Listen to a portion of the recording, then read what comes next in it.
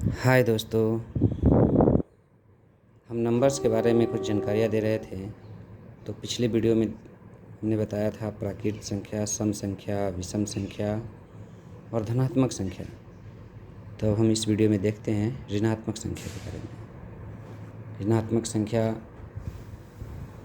वैसी संख्या जिसके बाईं ओर ऋण यानी माइनस का चिन्ह लगा हो, ऋणात्मक संख्या कहलाती है। एग्जाम्पल में हम कोई भी संख्या लेंगे, जैसे -2, -5, -35, -4, -8, -3, यानी संख्या के बाईं ओर माइनस का चिन्ह लगा हो तो इस चिन्ह से हम पहचानेंगे कि यह संख्या ऋणात्मक है। और हम संख्या रेखा पर देखे थे पिछले वीडियो में कि संख्या रेखा पर जीरो के दाईं तरफ धनात्मक संख्या और जीरो के बाईं तरफ जो भी संख्या इंडिकेट करेंगे हम, वो ऋणात्मक संख्या होगी। जैसे -1, 2, 3 जो भी संख्या हम दर्शाते हैं, ये जितनी भी संख्या दर्शाई जा रही हैं ये सब के सब ऋणात्मक होंगी जीरो के बाईं तरफ। तो इससे हम पहचान लेंगे, इसके चिन्ह से पहचान लेंगे कि ये संख्या ऋणात्मक है। वही संख्या यहाँ पर लिखी हुई है। संख्या रेखा में शून्य के बाईं ओर दर्शाई गई संख्या ऋणात्मक होती है। आगे हम देखते हैं अगले नंबर्स के बारे में। पूर्ण संख्या प्राकृत संख्या में शून्य मिला देने पर पूर्ण संख्या बन जाता है। यानी हम प्राकृत संख्या के बारे में जान रहे थे, 1, 2, 3, 4, 5, यानी गिनती में जितनी भी संख्या व्यवहार की जाती है वो सब की सब प्राकृत संख्या होती है। लेकिन गिनती हम कभी भी 0 से स्टार्ट नहीं करते हैं, 1 से स्टार्ट करते हैं। तो इसलिए गिनती में व्यवहार होने वाली संख्या प्राकृत संख्या हुई। ये टोटल हो गए प्राकृत संख्या।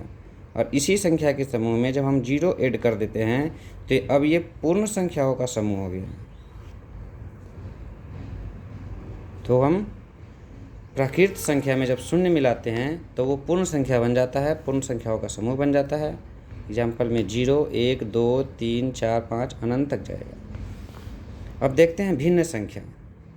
वैसी संख्या जो a/b यानी अंश बटा हर के रूप में हो, जहाँ यहाँ लिखा हुआ है कि q = नॉट 0, q = नॉट 0, यानी a/b अगर अंश बटा हर के रूप में हो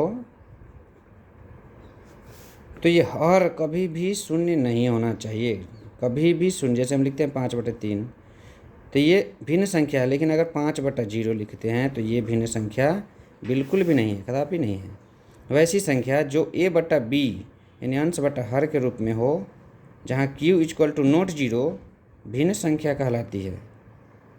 q = नॉट 0 यानी q 0 के बराबर नहीं होनी चाहिए, 0 नहीं होना चाहिए। जैसे देखिए एग्जाम्पल में 2/3, 7/4, 5/4, 3/2, यानी जितनी भी संख्या है सब भिन्न संख्या है। तो भिन्न संख्या को हम देख सकते हैं, भिन्न संख्या = अंश बटा हर। अंश को न्यूमरेटर बोलते हैं और हर को डिनोमिनेटर बोलते हैं। तो इससे हम देखेंगे कि अब भिन्न के प्रकार, भिन्न संख्या हम समझ गए। जो संख्या अंश बटा हर यानी a/b के रूप में हो, भिन्न संख्या कहलाती है। अब भिन्न संख्या 5 है, 5 के बटा 3 ये भी भिन्न संख्या है, 3/5 ये भी भिन्न संख्या है। तो अब हम भिन्न के प्रकार के बारे में जानेंगे। भिन्न के प्रकार: भिन्न, उचित भिन्न, अनुचित भिन्न या विषम भिन्न और मिश्र भिन्न। देखते हैं आगे। उचित भिन्न वे भिन्न जिनके अंश हर से कम होते हैं। हम भिन्न के बारे में देखे हैं कि भिन्न = अंश बटा हर। तो उचित भिन्न में क्या होगा कि अंश जो है हर से कम होगा, ये अंश का मान हर से कम होगा। जैसे 3/5। अब देखिए ये अंश है, ये हर है, तो हर का मान, अंश का जो मान है वो हर से क्या है, कम है, यानी 3 छोटा है 5 से। तो यानी अंश हमेशा क्या होगा, छोटा होगा हर से। ऐसे भिन्न को हम क्या कहेंगे? उचित भिन्न कहेंगे। जैसे मान लेते हैं 7/9, देखिए ये अंश हर से छोटा है, 7 9 से छोटा है, तो ये ऐसे भिन्न उचित भिन्न कहलाएंगे।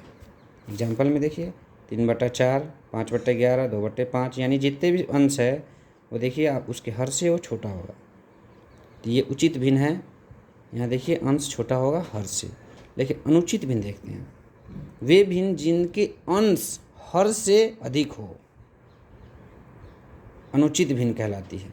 यानी इस भिन्न में अगर अंश का मान जो है वो हर से अधिक हो जाता है तो वो अनुचित भिन्न हो जाता है। जैसे हम 7/9 लिए थे तो ये उचित भिन्न था, लेकिन यही 9/7 अगर ले लेते हैं तो ये अंश का मान अब हर से क्या हुआ? बड़ा हो गया, तो ये 9/7 जो है टोटल ये अनुचित भिन्न कहलाएगा, विषम भिन्न कहलाएगा। तो एग्जाम्पल के तौर पे देखते हैं 5/3, देखिए 5 3 से ज़्यादा है, तो ये भिन्न क्या हुआ? अनुचित भिन्न। 7/4, ये 7 4 से ज़्यादा है, तो ये भी हुआ अनुचित भिन्न। 3/2, ये 3 2 से ज़्यादा है, यानी अंश का मान आपके हर से ज़्यादा हो रहा है, ये अनुचित भिन्न कहलाएगा। अब देखते हैं मिश्र भिन्न। तो मिश्र भिन्न का रूप कैसे होता है? तो मिश्र भिन्न कोई पूर्णांक संख्या अब प्लस भिन्न संख्या, यानी पूर्णांक संख्या और भिन्न संख्या इकट्ठा एक साथ लिखा जाए तो वो मिश्र भिन्न के रूप में होगा।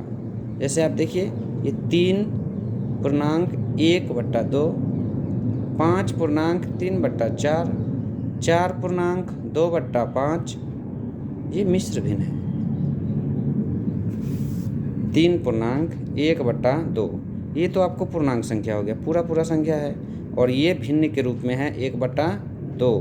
तो ये पूर्णांक संख्या और भिन्न संख्या के मिश्रित रूप में जब हम लिखते हैं ऐसे पूर्णांक संख्या को, तो ये मिश्र भिन्न है। क्या है? मिश्र भिन्न है। समझ गए होंगे। अब आगे वीडियो में हम देखते हैं। तो दोस्तों आप